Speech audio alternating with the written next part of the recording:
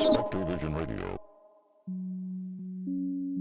My grandfather was an extremely private man. The details of his life that I do know, that he'd been in the merchant navy, that he'd lost a small fortune when conflicts in the Middle East disrupted the supply chain of his textiles business, are all mere tidbits offered up sporadically by my mother.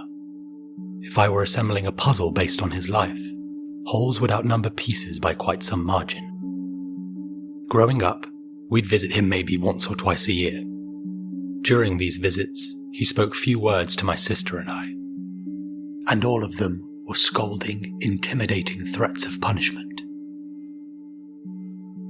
When we were very little, these intimations frightened us, but as we grew older, we learned to laugh at the farce of just how easy he was to anger. In our teenage years and beyond, he became a comic figure to be laughed at and mocked rather than feared. Whenever I think back to that time, when he was still among the living, one of his catchphrases in particular always bellows itself out against the walls of my inner ear. "Don't run on the stairs." I'd smile to myself at the recollection of the old man standing there, waiting for us to drop down the last flight, waving his walking stick in the air as if conducting every creak which the pleading wood emitted under our collective weight. In my mind, this had happened enough times for that collection of words to become practically a slogan. But when I asked my sister if she remembered these recurring events, her perception was something entirely more distorted.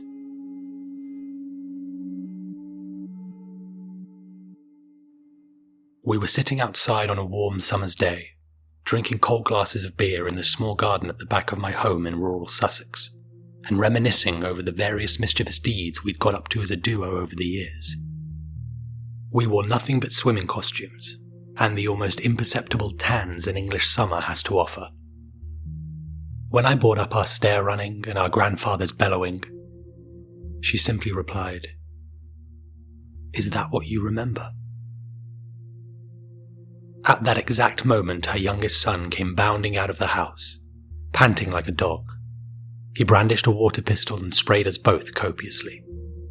My sister shot up and chased him playfully, waving her hands madly in the promise of the tickles she intended to dispense when she caught the little rascal.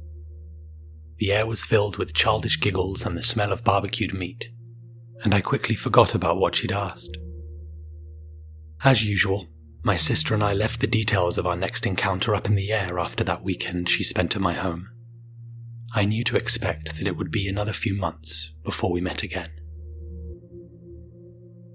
However, a few weeks later I received a letter. It wasn't stamped and didn't have my address printed on it. I concluded it must have been dropped off in person. As soon as I opened it, I immediately recognized the sharp, angular handwriting as my sister's. The letter read as follows. Dear brother, so many years I have tried to contain within myself what I'm telling you now, but I can hold it in no longer. I need to know if any of what I'm about to say means anything to you, if one single detail triggers a memory, so that I will know that some perverse nightmare has not infiltrated my mind posing as the truth. This is the way I remember it. The last time we ever ran on the stairs, we fell straight through them. We plummeted down into the cellar, landing on something soft that felt like a pile of laundry. The room was in total darkness, save for the opening we had created above us, which allowed a single beam of light to shine through. We grunted as we tried to get up, as we rolled off the mound which had broken our fall, our little feet eventually finding solid floor beneath them.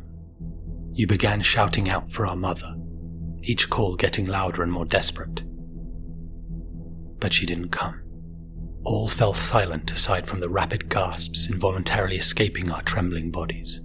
After we had calmed down slightly, something we achieved by holding one another tightly and whispering small words of comfort, we set about searching for a light source.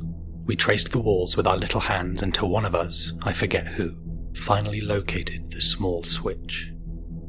Several luminous tubes flickered reluctantly above us, finally resonating a dim glow accompanied by a low hum. It revealed what we had fallen on was a large pile of colourful clothes. We began looking through them. They appeared to be a collection of costumes, clowns, cowboys, wizards, and other typical garments of fancy dress. As we confusedly considered these things, the most horrible sound I have ever heard in my life violently ripped through the still air. It sounded like some kind of animal, shrieking in agonizing pain, followed by a loud, hollow thudding.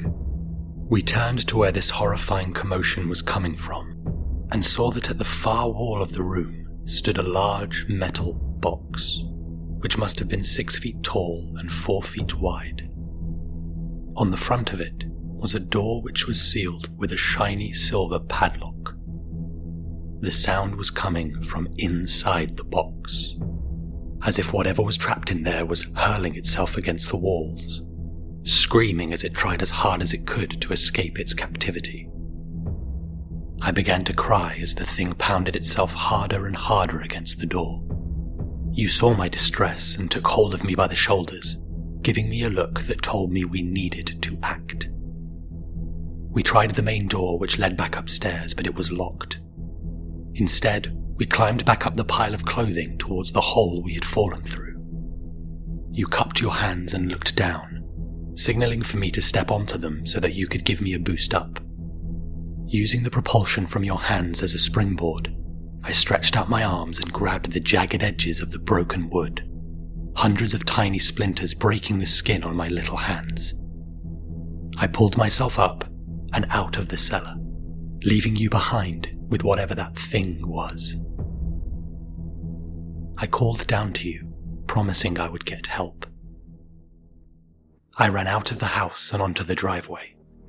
The car was gone. Our mother was out. I ran to the neighbour's house and rang the doorbell repeatedly, to no avail. I feared leaving you alone with whatever that thing was, that it might break out of that box. So I hurried back as quickly as I could. When I got back, I heard talking, grandfather's low, throaty rasp. I looked through the hole I had climbed out of and saw him, standing there. He was definitely speaking, but I couldn't understand a word he was saying. I rushed over to the cellar door, and to my surprise it was now unlocked. I have still never been able to make sense of what followed, but this is exactly what I saw. That much I am sure of. The metal box had been opened, but there was no monster inside, no raging beast.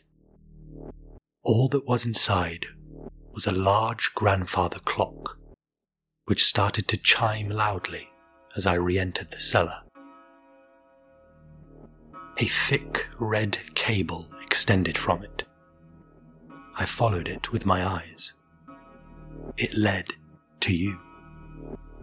You were sitting in a chair, motionless, your eyes staring forward with a complete blankness.